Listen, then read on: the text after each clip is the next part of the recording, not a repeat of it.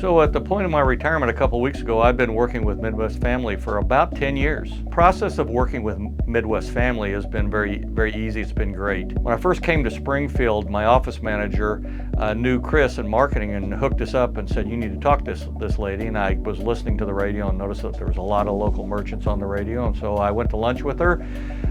She talked to me about it, gave me a proposal. I took it to the management company. They approved it. And she came back and said, well, we need to be on the country station. I said, all right, well, let's give it a try. A couple weeks on the country station, I said, man, I can't do this, Chris.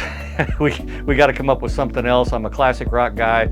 Let's try that. She said, well, tell me about that. And I said, well, when I was a kid, it wasn't classic rock back then. It was just rock, and it was on the radio, and that's what we listened to. And so that's what I got accustomed to. And I went to lots of concerts, and I knew lots of trivia. She said, well, tell me some of that. I told her.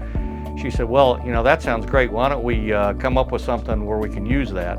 So she came back to me a little bit later and said, I'm going to call you the Doc that rocks on the radio, and we're going to spin your classic rock into trivia, into commercials. And I said, that's great, let's do it. So that's what we did, and it worked out well. You know, we got great results working with Midwest. One of the things that I noticed pretty much right off is a lot of people recognized me. You know, I lived down at the lake at the time, and my car guy down there, my mechanic, when I would walk in, he said, oh, the Doc that rocks is here.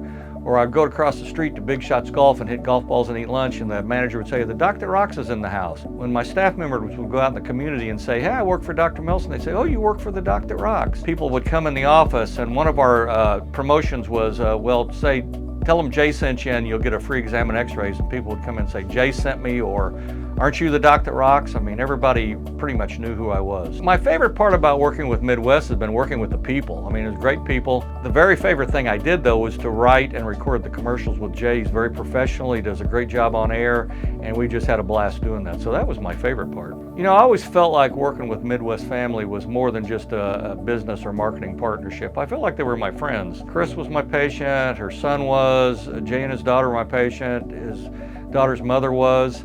As a matter of fact, they thought enough of me and I thought enough of them that when I retired, they had a lunch here for me. There was cake, there was food, there were gifts, and then they invited me to be Jay's guest DJ on his afternoon show that day, and I got to record the show with him. And frankly, that was on my bucket list. I was dying to do something like that, and they allowed me to do it. So that tells you it was more than just a business relationship. I really enjoyed that. You know, somebody that was sitting on the fence that didn't decide if they wanted to go with Midwest or not, I'd say get the heck off the fence, do it. They did a great job for me. We got great results. I know they'll get great results for you, so just do it.